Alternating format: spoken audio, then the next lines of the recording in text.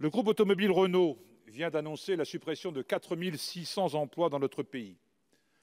Bien au-delà des effets de la pandémie en cours, nous payons là le choix des délocalisations massives vers les pays à bas coût pratiquées ces 2 dernières décennies. Les menaces pesant sur l'avenir de certains sites suscitent, on l'a constaté, d'énormes inquiétudes dans les territoires concernés. Maubeuge, malgré les annonces récentes mais sans réelle garantie, au-delà de 2023, Choisy-le-Roi, Flins, Caudan ou encore Dieppe. Le chiffre d'affaires de Renault fut de 55 milliards d'euros en 2019. L'État actionnaire a annoncé l'octroi d'une garantie publique de 5 milliards d'euros.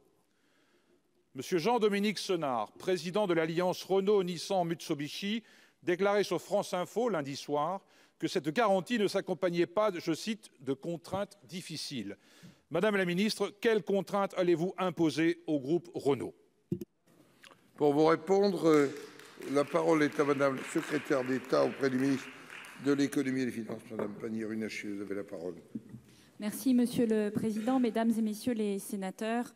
Monsieur le sénateur Bocquet, je sais votre attachement à Renault. Vous êtes un élu du Nord. Le Nord, c'est notamment Maubeuge, c'est notamment Douai. 2 sites qui sont extrêmement importants. Oui, j'élargis un peu. 2 sites qui sont extrêmement importants, et notamment Maubeuge, qui est le site qui produit la Kangoo, et qui est un des plus productifs des sites français aujourd'hui, pour lequel d'ailleurs Bruno Le Maire a réuni encore hier l'ensemble des organisations syndicales, les élus, pour justement faire prendre des engagements à Renault. Et je rappelle qu'hier, le prêt garanti par l'État était encore pas signé. Et ce sont ces engagements-là que nous prenons en donnant cette garantie. Jean-Dominique Senard a été très clair.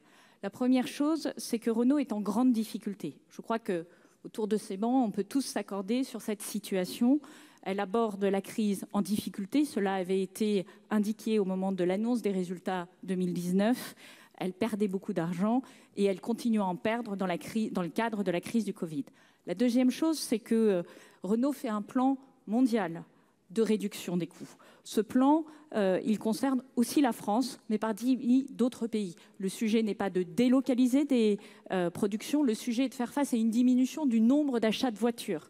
Renault peut produire 5 millions de voitures. Malheureusement, elle n'en vendra peut-être que 3 millions, 3 millions 2, 3 millions 4 cette année. On voit bien l'écart de production par rapport à ses capacités industrielles. La troisième chose, c'est que Jean-Dominique Senard s'y est engagé. Les suppressions d'emplois en France ont vocation à être des suppressions qui ne s'accompagneront pas de licenciements secs. C'est son engagement. Nous le suivrons de très près. C'est notre travail. Enfin, s'agissant du site de Maubeuge, je veux dire ici que, là encore, il a pris des engagements fermes visant à, en 2023, donner un avenir à ce site et à continuer et y maintenir des activités. Dernier point, Renault s'est engagé à relocaliser des productions en France, notamment sur la traction électrique, et à investir dans la batterie électrique, ce projet européen qui est si important pour notre industrie automobile. Monsieur Bocquet. Oui, Madame la secrétaire d'État, les sites de production des modèles Twingo, Clio et Dacia sont implantés en Turquie, en Roumanie et en Slovénie. Ces usines tournent 7 jours sur 7 et sont surchargées. Il faut décider de relocaliser la production de 300 000 de ces véhicules afin d'apporter de la commande aux sites de production de notre pays. Et dans le même temps, réorienter ces productions vers des modèles hybrides, électriques et thermiques à prix modique, ceci aussi afin d'accélérer la transition énergétique. Et cela pose aussi en creux la question du pouvoir d'achat. Personne ne comprendrait que l'argent public ne serve qu'à accompagner les suppressions d'emplois. Notre industrie automobile mérite un autre développement, un autre avenir et un engagement fort et déterminé de l'État actionnaire. Merci.